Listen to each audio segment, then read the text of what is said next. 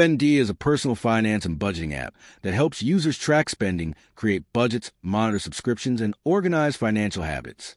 The app makes it sound like managing money becomes effortless, but the real question is, can you actually budget with it? What it does well: clean and beginner-friendly design. One of Spendee's biggest strengths is simplicity. The app is designed so even people new to budgeting can understand where their money is going. Expense tracking is easy. Users can manually enter spending or connect accounts depending on region and supported banks. Where the hype falls apart, budgeting still requires discipline. This is the biggest issue. No app automatically fixes spending habits. The app tracks behavior, but you still make the decisions. Bank connections may vary by location. Some users report that account syncing depends heavily on region and bank support. Manual entry can become repetitive.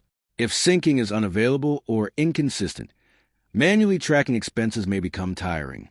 So, can you really budget with Spendee? Short answer: yes. Spendee can absolutely help you create and maintain a budget. The bigger question is whether you'll consistently use it. Thanks for watching. Don't forget to like and subscribe for more videos.